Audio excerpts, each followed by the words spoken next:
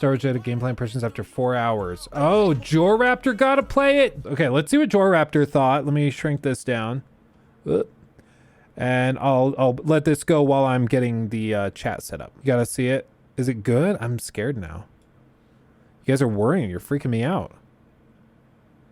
Freaking me out. To play Jedi Survivor early and left very impressed. From the increased focus on exploration to the incredible enemy variety, let's go over everything I learned in this video. Thanks to EA for inviting us to the event, and keep in mind that all the footage we're showing here is part of a work in progress build. Leaving a like would really help us out, subscribe for more videos on the game, and let's go. And if you are or become a subscriber of the channel, you can participate in the Digital Deluxe Edition giveaway for a platform of choice via the link in the pinned comment. Good luck. So one thing that immediately stood out during the preview session, which takes place about 1 hour into the game, is just how much more cinematic the game feels. This was of course already apparent in the recent story trailer, but I was still really surprised by the amount of new characters and plot lines that were introduced very early on, which I think only bodes well for the rest of the game. And while we've seen and mentioned him before already, I cannot stress enough how cool of a villain Rayvis is. After seeing that introduction scene in full, I can't wait to see what role he will end up playing for the rest of the game. But I don't want to talk too much about the story because I don't want to spoil any of the surprises, but something that I can talk about in depth is the amount of customization. And man, is there a lot to go over. The first thing you will notice when going to one of the familiar workbenches is the fact that you can now fully customize your droid companion BD1. You can swap out his binoculars, antennae, legs, you name it, and on top of that, the color customization is way more in depth than just applying a color scheme. You're now able to pick different main and highlight colors and even change the wear and tear to make BD look freshly polished or freshly blasted to bits. The same also applies to lightsaber customization, where you can also change the polish on individual parts. So some very significant upgrades when compared to Fallen Order, and I'm happy to say the same is also true when it comes to customizing our protagonist Cal. Instead of choosing between a poncho and an outfit, you can now change Cal's hairstyle, beard, jacket, shirt, and pants. Jackets, shirts, and pants are all part of a set from what I've seen so far, meaning the individual pieces will look best when paired together, although you can of course mix and match pieces as you see fit. I ran around with the tactical cloak as soon as I unlocked it, but you can also put on a bomber jacket and give Cal a mullet and a goatee. So depending on your choices, Cal can look completely different. There are also color schemes available for your outfit, but these have to be unlocked separately from the actual piece of clothing. And while there are other ways to earn cosmetics now, more on that later, you can still find a lot of them in the familiar chest we know from Fallen Order. Which makes exploring Koboh way more interesting of course, as there are a lot more exciting items to find and of course way more areas to explore. Similar to Ghost of Tsushima or certain Ubisoft games, you can talk to NPCs in Rambler's Reach or out when exploring Koboh, who will sometimes give you valuable information on interesting locations to visit. These locations are then marked on your map, and while you never really know what you're getting into, so far these points of interest have all been really cool. There's a watchtower taken over by the Bedlam Raiders, an old mine factory, but the coolest one by far is exploring an abandoned mine and stumbling upon a Rancor. Yeah, I'm not kidding, you can fight a Rancor after little more than 2 hours of play if you know where to look. Be careful not to let him grab you though, as well, I think the footage here kinda speaks for itself. And by the way, if you've got any questions so far, drop them in the comments, as we plan to do a Q&A video next where we try to answer your questions based on my 4-hour experience. So yes, exploring and unlocking cosmetics is of course awesome, but I was even more excited by the fact that there are a lot of unlockable upgrades to make Cal even more of a powerhouse. You can find these blue crystals on both the main path and when exploring, and these can contain things like health and force upgrades, skill points, or even better perks. The way those work is pretty simple, but it adds another welcome layer of depth to Jedi Survivor's combat. You start out with 3 slots, but the game immediately tells you that you are able to increase that number over the course of the game, which you'll want to do because more powerful perks can take up multiple perk slots. I was able to find 2 of them during my play session. The first one took up 1 slot and increased your guard meter, meaning you can block more consecutive hits. But the Shatter perk I came across a little later took up 2 slots and actually increases your guard damage against enemies. So from what I've seen so far, these are mostly passive and not so much an earth-shattering change to Cal's abilities, but more of a way to improve a specific part of your playstyle. But with 25 of them in total, I'm sure there's going to be some tough choices that need to be made. Although you can swap them out freely at any meditation point, so you're free to experiment to your heart's content. Now, one thing I haven't really touched on is the importance of Rambler's Reach, which is a settlement on Kobo that, at least for now, serves as your home base. You'll have a lot of reasons to return here, as you can recruit new NPCs to come here and unlock new features. An example of this is your interaction with the DJ Ash and her droid DD, who will set up a DJ booth in the cantina after you talk to them, which will effectively function as a jukebox with new songs being purchasable from Doma, another NPC in Rambler's Reach that will also sell you tons of different cosmetics like a badass mohawk or the pretty cool Corsair jacket. To buy her wares, you need a unique resource known as priorite shards. I was able to find plenty of these while exploring Kobo already. Some of them can be found lying around, and some of them are carried by these scavenger droids that will run away and dig themselves into the ground if they feel threatened. I was able to sneak up on one and get it that way, but once they spot you, they're pretty tricky to get a hold of. I'm also pretty sure there are more unique resources than just priorite, so I'm betting Doma isn't the only merchant willing to sell us cool stuff. And as if that wasn't enough, you're also able to find plant seeds in the open world and make your own little garden, and you unlock new interactions and conversations with the people living in the settlement after hitting major story beats. So again, there will be plenty of reasons to return here on the regular, which is of course even easier thanks to the addition of fast travel that allows you to instantly teleport to any previously unlocked meditation point. Now, there are instances in which fast travel is blocked, mostly when you're in a specific area for the story so it doesn't mess up progression, but other than that, there are no restrictions. And you'll still be able to unlock a lot of shortcuts, so coming back to a previously visited area with new abilities to maybe unlock some new secrets is going to be a breeze.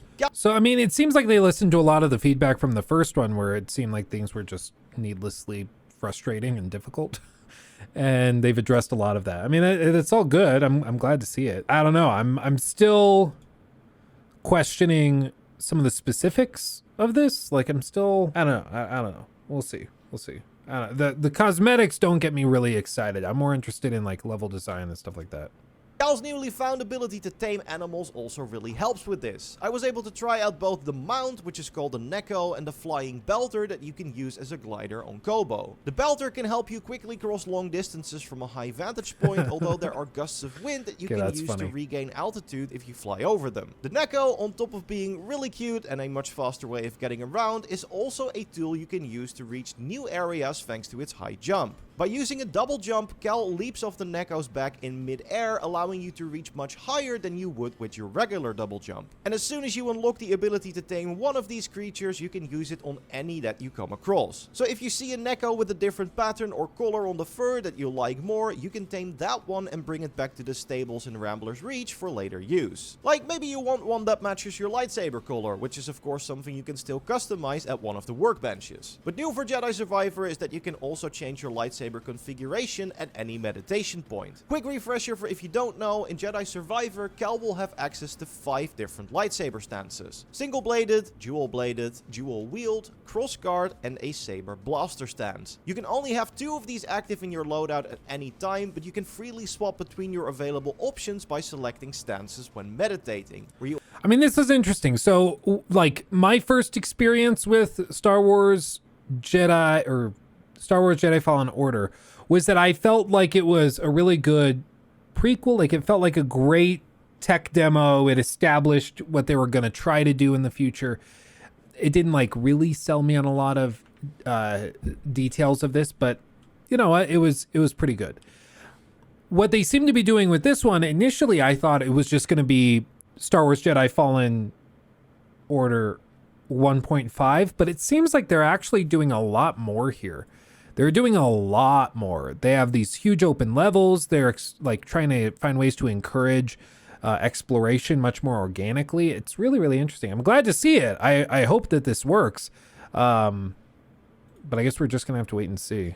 You'll also see how they compare in power, speed, range, and defense. While both the single and dual-bladed sabers still feel really good to use, I ran around with the dual sabers for most of my preview. They're really quick and satisfying and have unlockable skills that can either close or create distance between you and an enemy, so you're super mobile in combat as well. And on the note of the skill tree, this still works in a similar fashion to Fallen Order, although your options are greatly expanded. So you earn XP by defeating enemies, and when the bar fills up, you get a skill point, but you of course lose progress towards your next skill point if you die. And that's going to be even more of a problem in Jedi Survivor, as there will be a lot more skills to choose from. Each lightsaber configuration has its own skill tree, and with at least 8 unlockable skills per saber stance that was available in the demo, it's definitely smart to focus on 1 or 2 styles that you enjoy, as you're not going to have the skill points needed to unlock all of them early. And keep in mind that all of this is adding on top of what was already there in Fallen Order, as most of the skills you had in that game are available right off the bat in Jedi Survivor. So no need to wait before you can start force pushing and pulling people, and there is even a new trick you're able to perform, which is Force Confusion. This is effectively Cal's version of a Jedi mind trick and allows you to target an enemy and make them attack their allies. I was even able to unlock an upgrade for it, which let me use it on larger beasts. So I was able to turn this giant Biomol, a new enemy that's also very fun to fight, against a squad of stormtroopers and let it do the dirty work for me. So definitely a great way to even the odds when you're outnumbered. One thing I am still curious about is if upgrading powers is something we get to see more. I was only able to find the upgrade to Confusion from one of those blue crystals I mentioned earlier, but because it was part of the main story, I don't know if you can also find ability upgrades by simply exploring. I hope that is the case, but we'll have to wait and see. I've mostly focused on all the new things you can do so far, but I absolutely have to mention the incredible enemy variety on display in these opening hours. I already mentioned the Biomol, but there are way more alien creatures that will gladly take you for their lunch if you're not careful. The Mogu is a particularly dangerous one, as we already saw the first time this creature was shown in a trailer, but what we now learned is that you can give yourself an advantage by cutting off one of its arms. Since it uses its claws for most attacks, this will make it much less dangerous, but you have to admire the dedication of someone still coming at you full force after losing an arm. We already saw a lot of the Bedlam Raiders in previously shown footage, but they're really fun to fight, and the banter from the battle droids never fails to put a smile on my face. I was even able to face off against a new type of Imperial trooper with a shield that can be problematic to deal with if you're without any force power. If you do, however, you can yank the shield from their hands with force pull and then blast it back in their face with push for a quick finish. And while I was able to learn a lot more about the game thanks to my hands-on time, I was mostly left hungry for more. There were a lot of things on Kobo alone that I still wanted to complete but didn't have time for, like a force stair I found that leads into a challenge room with a platform puzzle. You see that laser grid coming towards you? The red side will kill you and the green side will let you pass, but each time you jump, the two halves flip sides. So you really have to be smart about your jump timings and placing if you want to reach the end of this challenge. And all of this is available pretty much right at the start of the game, so I can only imagine the amount of cool stuff we're able to discover when we get our hands on the full version. Which is already in less than a month if you'll believe it, but before that we'll have more videos on Jedi Survivor up on the channel. So subscribe to not miss those, and again, share your questions for our upcoming Q&A video in the comments. Leave a like if you enjoyed this video.